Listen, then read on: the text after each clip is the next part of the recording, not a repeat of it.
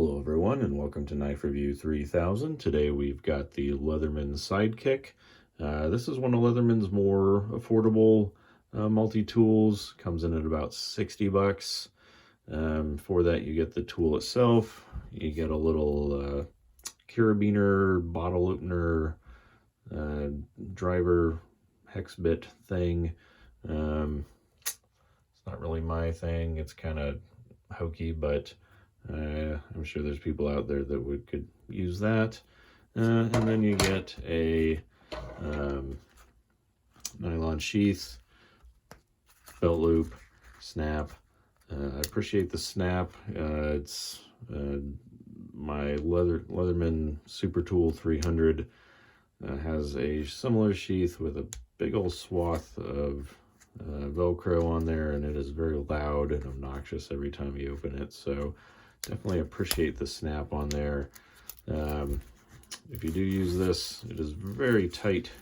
When you first start out, you got to grab it by the bolts to get it out of there. But I'm sure with use it'll loosen up. I don't really use the sheath very much for this, so that's why it's still tight. But in any case, the tool itself, you've got a pocket clip. It is removable, so that's nice if you just want to use the sheath, and it will make it easier to get in and out also. It is not, you can't put anywhere else on here though, so it is going to be tip down, right hand only. With that being said, there are two tools that are one-handed operated and have a liner lock. So you've got a 2.6 inch, 2.6 inch 420 HC blade. And on the other side, you've got a saw, which is also lockable. It's kind of an odd combination. They went with a saw instead of a serrated blade, which is on the inside, but Leatherman did not ask me. So once you open it up, you've got a nice pair of needle nose pliers, spring assisted, no less. As far as I know, this is one of their first spring assisted pliers that they've incorporated into a multi-tool, so that's nice. Ergonomics are really good. You've got kind of a swept side there and a straight side here. I prefer the straight side in the palm and the swept on the fingers, and yeah, that's comfortable. The spring works really well. Yeah, so I like the pliers. What I'm not a big fan of is these wire cutters. As you can see, they don't touch. They're not adjustable or replaceable. And that got me thinking when I first saw that. So I tried it out on a few things. Got some weed whacker cord here. And it does all right with that. There are some times, I can get that on there, that you do have to wrestle with it. But does okay with that. I've got some 16 gauge electrical wire stranded, and that does okay also. But yeah, that's not too bad.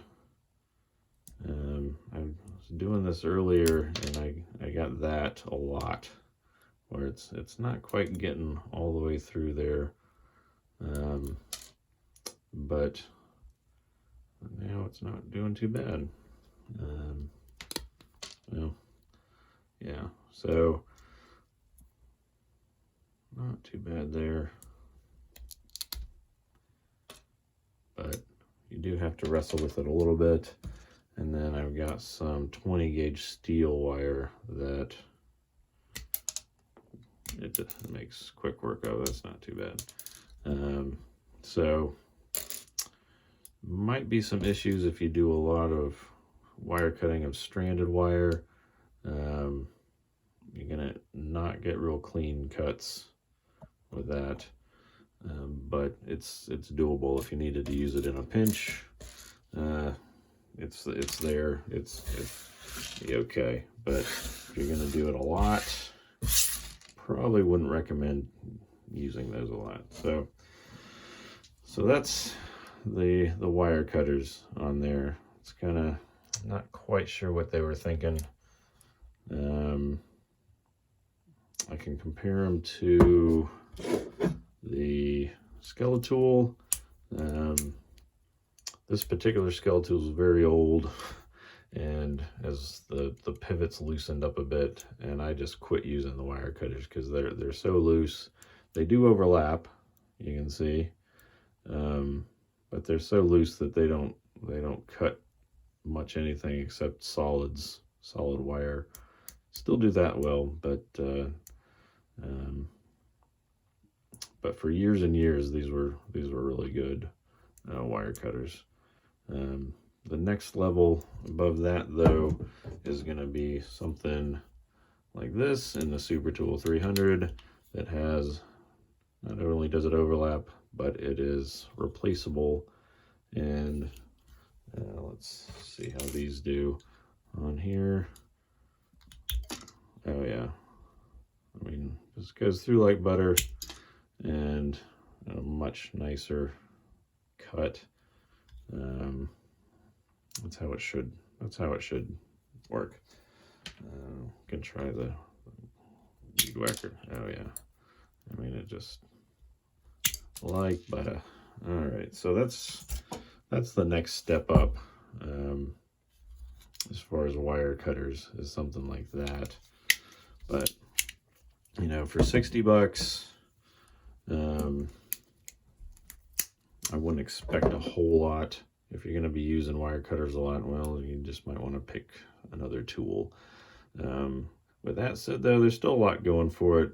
The pliers work really well, and then you have these additional tools on the inside, like, let's see, what does this side have? You've got decent set of screwdrivers. You got your Phillips there with some good size blades on there, and then you have kind of a thick flathead, but I guess they figure it's flathead slash pry bar, which it is basically.